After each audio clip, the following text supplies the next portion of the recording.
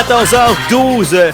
Eh bien, je suis bien content d'avoir des invités avec moi devant moi, qui est un film que vous aurez le plaisir de voir bientôt sur les écrans, présentement en plein tournage, film dramatique de fiction avec des histoires réelles sur la traite de l'exploitation des femmes et des enfants. Le titre du film, c'est Les Écorchés. Bon après-midi, mesdames, messieurs, comment ça va? Ça va bien. Ça va bien. Parfait, excellent. J'ai un micro qui a fidé, mais ça arrive de temps en temps à la radio. Bon, en fait, j'ai le plaisir à recevoir en studio le producteur Denis Ducharme, Régis Simard, Scotty Davis, Giovanni Amorim, j'ai pas trop, bon, c'est excellent.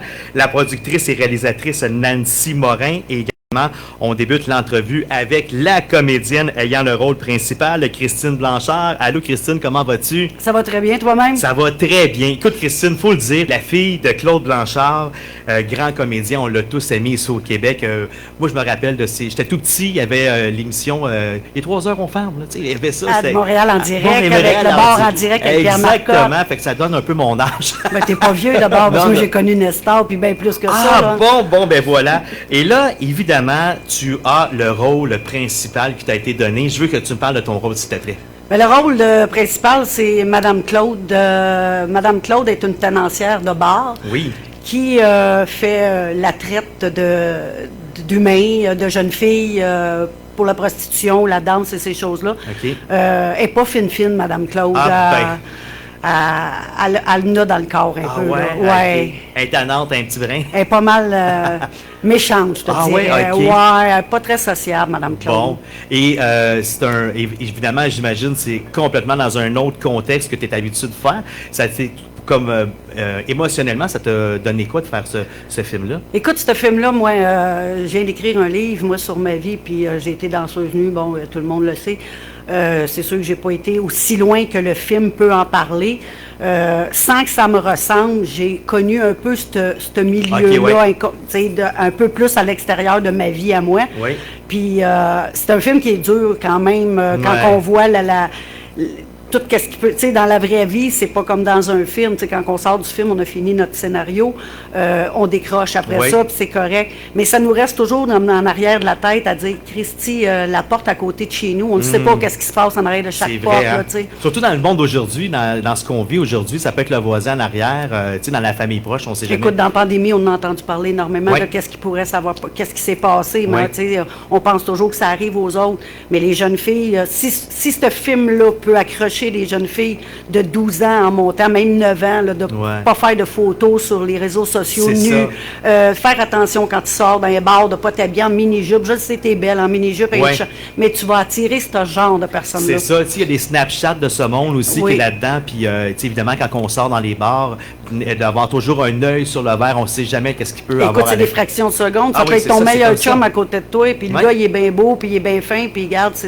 t'es parti pour la gloire, ma fille, c'est triste. Oui, c'est vraiment triste. Ben écoute, un gros merci à toi, Christine. Ben c'est moi qui te remercie. J'ai bien hâte de voir le film, ça c'est sûr. J'ai hâte de te voir fort méchante là-dedans, ça va être le fun de voir ça. Ça va être parfait. Oui, excellent. Maintenant, autour de Régis Simard. Eh bien, Régis Simard, qu'on connaît tous, évidemment. Après toutes ces années dans le monde du showbiz, mon cher Régis, tu as fait ton propre chemin au cinéma et tu joues ton propre rôle. Je veux que tu m'en parles. Mon rôle, c'est je suis le rôle du grand-père parce qu'il est question d'une jeune fille qui a été enlevée et puis séquestrée, puis moi je suis complètement démoli, je la cherche partout, puis c'est toute une expérience parce que moi, on tombe de loin, on vient de loin. J'ai fait 2 films, mais ça date d'il y a 50 ans. Là, puis dans le temps, des petits puddings. En mangez pas encore des puddings? Non. Okay. Ah non, ça fait... On en recevait à 15. Oui, c'est ça. Mais mais ça fait changement, tu sais, le rôle de petit pudding aller au rôle de grand-papa. ça va avec le temps. On vieillit, donc on change de rôle. Mais c'est une belle expérience, par exemple. J'ai une belle gang, là. On a commencé à tourner ensemble, puis c'est des gens extraordinaires, puis c'est une belle expérience. Je suis vraiment content de faire partie de cette distribution-là. Ben écoute, on a bien hâte de voir le grand-papa au grand écran au cinéma, évidemment. Du côté, merci monsieur Régis Simard. Ça me fait plaisir, mon ami. Et du côté maintenant, on parle avec Nancy Morin, tu es productrice, réalisatrice de ce film. Pourquoi avoir eu l'idée de tourner ce film-là qui traite sur l'exploitation sexuelle et les femmes et les enfants surtout? Ben, premièrement, j'ai commencé par écrire le scénario. OK. Puis, c'était c'est une histoire qui me touche. Oui. Parce que pour avoir vu ou entendu parler de proches et de loin des gens que j'ai connus, que je connais, Oui. Pour moi, c'était important de le mettre au cinéma, de le faire en film, OK. de montrer aux gens de faire attention, comme Christine a disait tantôt, d'être plus vigilant, tu sais, Ouais. les fréquentations qu'on fréquente, où les parents, des fois, ils laissent peut-être leur enfant un petit peu trop libre. Oui. Il faudrait peut-être qu'ils checkent, qu'ils surveillent un petit peu plus qu'est-ce qu'ils font, à Ouais. qui écrit, à qui... Le contrôle parental que tu sais qu'on peut tout Il avoir. n'y en a pas beaucoup, je Non, trouve. c'est ça, c'est qu'on souvent les gens connaissent moins ça, puis il se passe des affaires qu'on l'a échappé, puis ben des fois il est comme déjà trop tard. C'est Voilà. ça.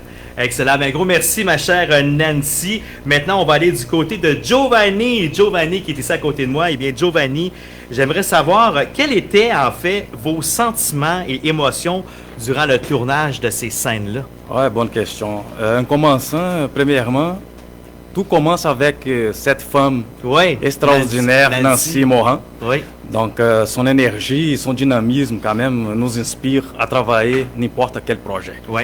Donc, l'émotion, ça commence là, quand on commence à lire les textes. Après, moi aussi, j'ai aidé un peu à écrire. Donc, c'était compliqué parce que c'est des histoires qui touchent vraiment un côté qui n'appartient pas. C'est ça. Donc, c'est pas évident. Moi, je suis aussi un père qui aime sa fille. Oui, oui. Je suis pas capable d'imaginer s'il arrive quelque chose avec ma propre fille. Exactement. Donc, j'espère que toutes ces émotions, parce que c'est un film on a vu que Nancy a réussi à transférer quand même dans les films ses propres émotions. Donc, nous touche vraiment ces scènes. Et on attend contribuer vraiment pour la société, principalement pour les parents,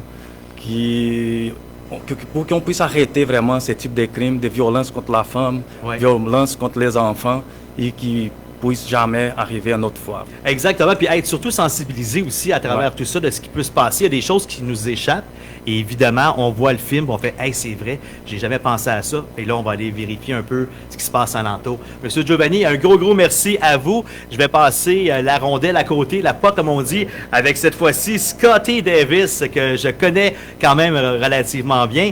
46 ans de carrière comme chanteur, comment vois-tu cette transition au cinéma comme acteur et coproducteur? Et entre autres, pourquoi ce film t'a particulièrement interpellé, excuse-moi. Oui, bien, disons que moi, personnellement, dans mon passé, écoute, ma fille avait peut-être 14 ans lorsqu'elle a été violentée, violée.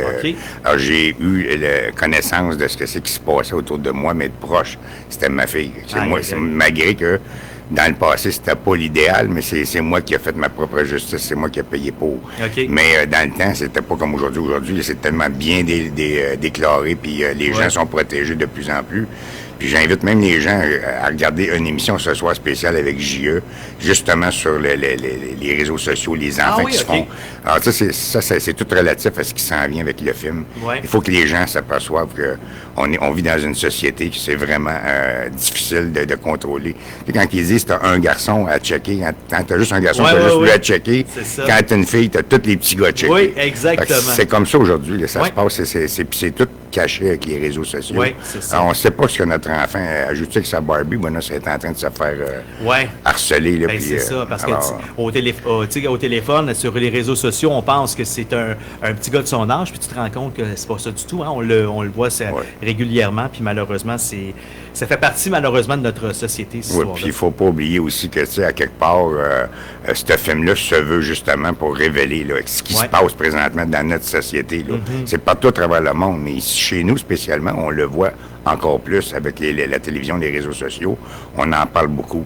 Il faut que ça cesse, puis à un moment donné, mais je pense que tout le monde met la main à la pâte, puis ce film-là se veut un succès pour aider aussi probablement éventuellement les maisons d'hébergement à Montréal. Parce qu'à travers le Québec, il manque beaucoup de maisons et les femmes sont vraiment laissées à eux-mêmes.